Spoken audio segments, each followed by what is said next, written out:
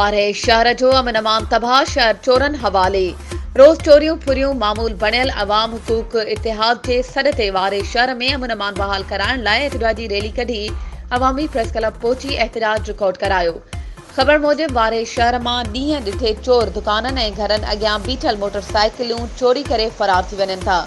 चोर कानूनी इदारनि खां ॾाढा। हिकु हफ़्ते अंदरि 5 मोटरसाइकिलूं, घरनि मां क़ीमती सामान, मेन रोडनि तां ईंदड़ वेंदड़ शहरनि मुसाफ़िरनि खां हथियारनि जे ज़ोर ते रोक रक़म, मोबाइल फ़ोनूं फुर। वारे पुलिस इंतज़ामिया को बि तारुफ़ न पई वठे। वारे पुलिस चोरनि सां गठजोड़ आहे, तॾहिं शहर अंदरि रोज़ चोरियुनि फुरनि जूं वारदातूं वधंदियूं पई वञनि। अॼु असांजो एहतिजाज पुलिस इंतज़ामिया ख़िलाफ़ आहे। IG सिंध DIG लाड़काना खां घुर करियूं था त कंबर SSP समेत DSP SHO वारे खे हटाए बहादुर ईमानदार ऑफिसर मुक़रर करे शहर मां चोरी थियल मोटरसाइकिलूं ॾोह वापसि कराए शहरनि मां बेचैनी ख़त्म कई वञे। ॿी सूरत में वारे थाणे अॻियां एहतिजाजी धरणो हयो वेंदो।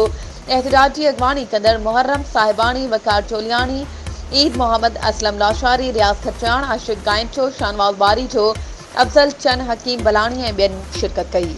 वधीक ख़बरूं ऐं अपडेट्स जे लाइ असांजे चैनल खे सब्सक्राइब कयो ऐं हा, बेल आइकन खे प्रेस करणु न विसारिजो त जीअं असांजी हर नई अचण वारी वीडियो तव्हां ताईं पहुची सघे।